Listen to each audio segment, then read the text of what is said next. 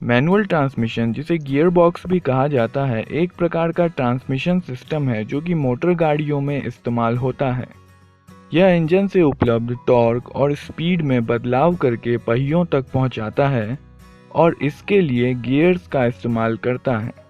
इस वीडियो में gear ratio, sliding mesh gear box, constant mesh gear box, double D clutching और फिर synchro mash gear box, जो कि ज़्यादातर आधुनिक गाड़ियों में इस्तेमाल किया जाता है, को समझाया जाएगा। यहाँ पर दो गियर्स एक दूसरे के साथ मैश में हैं। बड़े गियर पर छोटे गियर के मुकाबले 2 गुना टीथ हैं, इसलिए छोटे गियर को बड़े गियर के हर एक रोटेशन पर 2 रोटेशन करने होंगे ताकि यह बड़े गियर पर सभी टीथों को पार कर सकें। इसका मतलब है कि छोटे गियर की रोटेशनल स्पीड बड़े गियर के मुकाबले 2 गुना है। इनपुट स्पीड और आउटपुट स्पीड के रेशियो को गियर रेशियो कहा जाता है और यह आउटपुट गियर पर टीथ की संख्या डिवाइडेड बाय इनपुट गियर पर टीथ की संख्या के बराबर होता है। इनपुट टॉर्क को जब इनपुट गियर की रोटेशनल स्पीड से गुना कर दिया जाता है तो वह इनपुट पावर होता है और पावर इनपुट पावर आउटपुट के बराबर होना ज़रूरी है, जो कि output torque multiplied by output rotational speed के बराबर होता है।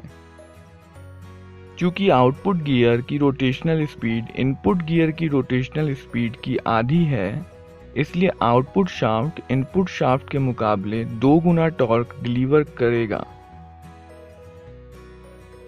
इसका मतलब यह है कि यदि हम एक तरफ कम टॉर्क ज़्यादा गति से लगाएं, तो गियर सिस्टम की मदद से हम आउटपुट में ज़्यादा टॉर्क कम स्पीड से प्राप्त कर सकते हैं।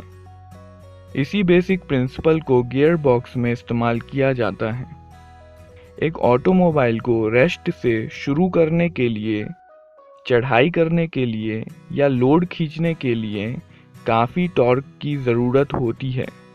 इन स्थितियों में गाड़ी का तेजी से चलना ज़्यादा ज़रूरी नहीं होता। वहीं दूसरी ओर जब गाड़ी लेवल रोड पर तेजी से चल रही है, तब गाड़ी के पहियों पर ज़्यादा टॉर्क लगाने से बेहतर है कि कम टॉर्क को ज़्यादा गति से लगाया जाए। इंजन इतनी बड़ी स्पीड रेंज में एफिशिएंटली काम नहीं कर पाता है, इसलिए इंजन और पहिए के बीच रिलेटिव मोशन के लिए गियर का एक सेट इस्तेमाल किया जाता है, जिसे ट्रांसमिशन सिस्टम या गियर बॉक्स कहा जाता है। स्लाइडिंग मैश गियर बॉक्स सबसे सिंपल और बहुत पहले से इस्तेमाल होने वाला गियर बॉक्स है। इसमें 3 पैरेलल शाफ्ट होते हैं: इनपुट शाफ्ट, आउटपुट शाफ्ट और काउंटर शाफ्ट। इनपुट शाफ्ट और आउटपुट शाफ्ट काउंटर शाफ्ट के जरिए जुड़े होते हैं। काउंटर शाफ्ट पर मौजूद गियर के जरिए पावर आउटपुट शाफ्ट तक पहुंचता है। इसके बाद आउटपुट शाफ्ट यह पावर प्रोपेलर शाफ्ट को ट्रांसफर कर देता है ताकि यह पहियों तक पहुंच सके। इनपुट शाफ्ट पर एक गियर होता है जिसे क्लच गियर कहते हैं। यह काउंटर शाफ्ट के गियर से लगातार मैश में रहता है।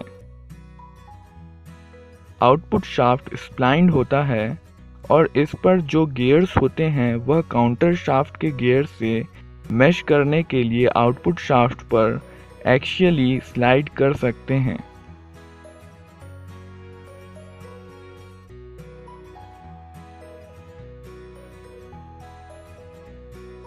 इस प्रकार के गियर बॉक्स में गियर बदलने पर आवाज़ होती है और बिना किसी नुकसान के गियर बदलना काफ़ी मुश्किल होता है। इस परेशानी को दूर करने के लिए कांस्टेंट मैश गियर बॉक्स का इस्तेमाल किया जाता है। कांस्टेंट मैश गियर बॉक्स में स्लाइडिंग मैश गियर बॉक्स की ही तरह इंजन से पावर क्लच के माध्यम से इनपुट शाफ्ट तक पहुंचता है। आउटपुट शाफ्ट पर जो गियर होते हैं वह आउटपुट शाफ्ट पर फिक्स्ड नहीं होते और आउटपुट शाफ्ट पर फ्रीली रोटेट हो सकते हैं। फ्री गियर्स को डार्क कलर से दिखाया गया है। काउंटर शाफ्ट पर अलग अलग साइज के गियर फिक्स होते हैं और काउंटर शाफ्ट के रिलेटिव किसी भी प्रकार का मोशन नहीं कर सकते। फिक्स गियर्स को ब्लू कलर में दिखाया गया है। काउंटर शाफ्ट के गियर्स हमेशा आउटपुट शाफ्ट के गियर्स के साथ मैश में रहते हैं और इन मैशिंग गियर्स के अलग अलग गियर रेशियो होते हैं। उदाहरण के लिए फर्स्ट गियर में बड़े गियर पर छोटे गियर के मुकाबले 3 गुना टीथ हैं, इसलिए बड़ा गियर छोटे गियर के मुकाबले 3 गुना धीरे घूमता है और आउटपुट शाफ्ट पर 3 गुना ज़्यादा टॉर्क लगा सकता है। इसी प्रकार से सेकेंड गियर के लिए बड़े गियर पर छोटे गियर के मुकाबले 2 गुना टीथ हैं और इसलिए बड़ा गियर 2 गुना धीरे घूमता है। इसी प्रकार आउटपुट शाफ्ट पर सभी गियर अपने गियर रेशियो के अनुसार अलग अलग गति से घूमते हैं।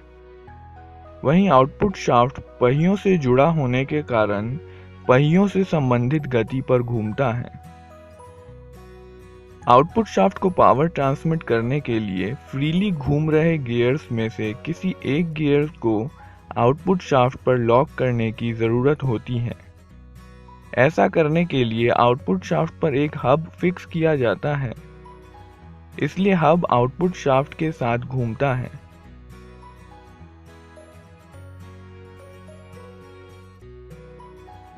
हब पर एक स्लीव स्प्लाइंट किया जाता है जो कि हब पर एक्सियली मूव कर सकता है। इस स्लीव को स्लाइड करके गियर के साइड में लगे सिंक्रो टीथ के साथ जोड़ा जा सकता है। ऐसा करने से गियर हब के जरिए आउटपुट शाफ्ट पर लॉक हो जाता है। इसलिए locked gear, output shaft, shift sleeve और हब एक यूनिट की तरह काम करते हैं और एक ही स्पीड पर घूमते हैं, जबकि दूसरे गियर्स अपने गियर रेशियो के मुताबिक शाफ्ट पर फ्रीली रोटेट होते हैं और इसलिए इनकी स्पीड आउटपुट शाफ्ट से अलग होती है। इसी प्रकार शिफ्ट स्लीव स्लाइड होकर सेकेंड गियर से जुड़ सकता है, जिसके कारण सेकेंड गियर हब के माध्यम से आउटपुट शाफ्ट पर लॉक हो जाता है। अब सेकेंड गियर और आउटपुट शाफ्ट एक ही स्पीड से घूमते हैं और पावर इंजन से इनपुट शाफ्ट, फिर काउंटर शाफ्ट, फिर सेकेंड गियर से आउटपुट शाफ्ट को ट्रांसफर होता है। आउटपुट शाफ्ट पर थर्ड और फोर्थ गियर को लॉक करने के लिए एक और हब और शिफ्ट स्लीव दिए जाते हैं। शिफ्ट स्लीव को थर्ड गियर से जोड़ने से थर्ड गियर लॉक हो जाता है। फोर्थ गियर के लिए शिफ्ट स्लीव को डायरेक्टली इनपुट शाफ्ट के गियर से जोड़ दिया जाता है और पावर सीधे इनपुट शाफ्ट से आउटपुट शाफ्ट को बिना किसी स्पीड रिडक्शन के ट्रांसफर हो जाता है। इसलिए इसे डायरेक्ट ड्राइव भी कहा जाता है। पर यहाँ पर एक समस्या है। कांस्टेंट मेश गियर बॉक्स में शिफ्ट स्लीव और गियर में स्मूथ एंगेजमेंट के लिए यह जरूरी है कि दोनों की स्पीड बराबर हो। मान लीजिए कि हमें फोर्थ गियर से फर्स्ट गियर पर आना है। अभी फोर्थ गियर आउटपुट शाफ्ट पर लॉक है और इसलिए आउटपुट शाफ्ट फोर्थ गियर की स्पीड से घूम रहा है। इसलिए शिफ्ट स्लीव फर्स्ट गियर के मुकाबले काफी तेजी से घूम रहा है और ऐसे में शिफ्ट स्लीव को फर्स्ट गियर के साथ स्मूथली एंगेज नहीं किया जा सकता। शिफ्ट स्लीव को फर्स्ट गियर के साथ एंगेज करने के लिए फर्स्ट गियर की स्पीड को बढ़ाकर शिफ्ट स्लीव की स्पीड के बराबर करना जरूरी है।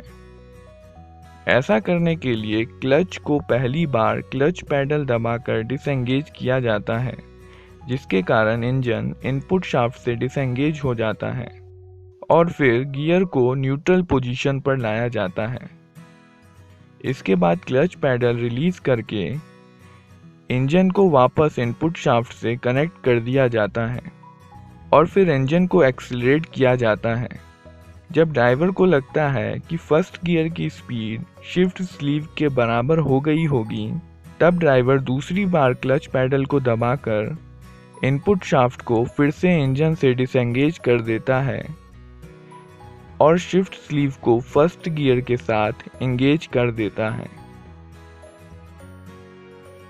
इसके बाद क्लच पैडल को रिलीज करके इनपुट शाफ्ट को इंजन के साथ जोड़ दिया जाता है और इसलिए अब पावर फर्स्ट गियर के जरिए ट्रांसफर हो रहा है। इसलिए गियर को बदलने के लिए 2 बार क्लच को दबाने की ज़रूरत पड़ती है और इसलिए इसे डबल डीक्लचिंग कहते हैं। इस तरह की समस्या से बचने के लिए मॉडर्न मैनुअल ट्रांसमिशन गाड़ियों में सिंक्रोनाइज्ड गियर बॉक्स फिट किया जाता है। सिंक्रोनाइज्ड गियर बॉक्स में शिफ्ट स्लीव और जिस गियर को आउटपुट शाफ्ट पर लॉक करना है उसकी स्पीड अपने आप बराबर हो जाती है। यह काम सिंक्रोनाइजर रिंग के द्वारा किया जाता है। यह सिंक्रोनाइजर रिंग इस तरह फिट किया जाता है कि यह आउटपुट शाफ्ट के साथ घूमे और साथ ही साथ में इसका एक्सियल मूवमेंट भी हो सके। सिंक्रोनाइजर रिंग में इंटरनल कोन होता है और गियर्स पर मेटिंग कोन दिया जाता है जो कि सिंक्रोनाइजर रिंग के इंटरनल कोन के साथ मिलकर कोन क्लच बनाता है। मान लीजिए कोई गाड़ी स्थिर खड़ी है, इसलिए आउटपुट शाफ्ट भी नहीं घूम रहा होगा। अब हम पहले गियर को आउटपुट शाफ्ट पर लॉक करना चाहते हैं। ऐसा करने के लिए क्लच पैडल को दबाया जाता है ताकि इंजन ट्रांसमिशन से डिस्कनेक्ट हो जाए और अब ट्रांसमिशन सिस्टम केवल अपने इनर्शिया के कारण घूम रहा है। अब जब शिफ्ट स्लीव को धकेला जाता है, इससे पहले कि शिफ्ट स्लीव टीथ के साथ एंगेज हो सके, कोन क्लच पहले ही एंगेज हो जाता है, जिसके कारण सिंक्रोनाइजर रिंग और गियर पर दिए हुए कोन के बीच फ्रिक्शन होने लगता है। यह फ्रिक्शन गियर सिस्टम के इनर्शिया पर हावी हो जाता है और गियर की स्पीड शिफ्ट स्लीव की स्पीड के बराबर हो जाती है। शिफ्ट स्लीव को थोड़ा और धकेलने पर यह गियर के साथ स्मूथली एंगेज हो जाता है। अब क्लच पैडल को रिलीज किया जाता है जिससे कि पावर फर्स्ट गियर से ट्रांसमिट होने लगता है और आउटपुट शाफ्ट घूमने लग जाता है जिससे गाड़ी आगे बढ़ने लगती है। इसी प्रकार सेकेंड गियर लगाने पर सिंक्रोनाइजर रिंग और सेकेंड गियर के बीच होने वाले फ्रिक्शन के कारण सेकेंड गियर की स्पीड शिफ्ट स्लीव के बराबर हो जाती है और शिफ्ट स्लीव सेकेंड गियर के साथ स्मूथली एंगेज हो जाता है। रिवर्स गियर के लिए शिफ्ट स्लीव पर टीथ दिए जाते हैं और एक फिक्स्ड गियर काउंटर शाफ्ट पर दिया जाता है।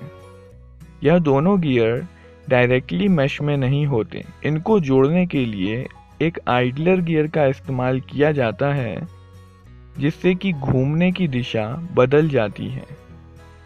जब रिवर्स गियर लगाने की ज़रूरत होती है तब काउंटर शाफ्ट के गियर को और शिफ्ट स्लीव को आइडलर गियर को शिफ्ट करके जोड़ दिया जाता है। अब आउटपुट शाफ्ट रिवर्स डायरेक्शन में घूमेगा।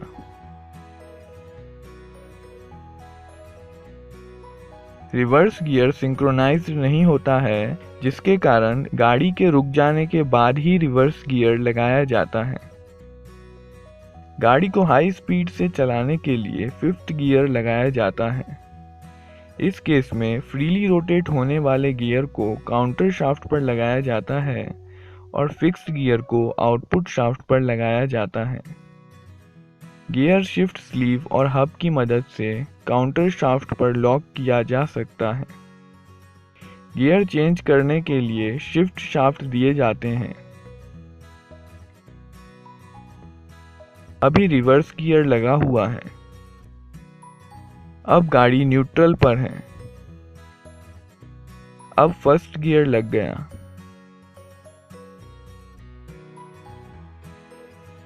अब गाड़ी न्यूट्रल पर है। अब सेकंड गियर लग गया। अब फिर से न्यूट्रल पर। अब थर्ड गियर लगा दिया गया। इसी प्रकार फोर्थ और फिफ्थ गियर लगाए जाते हैं।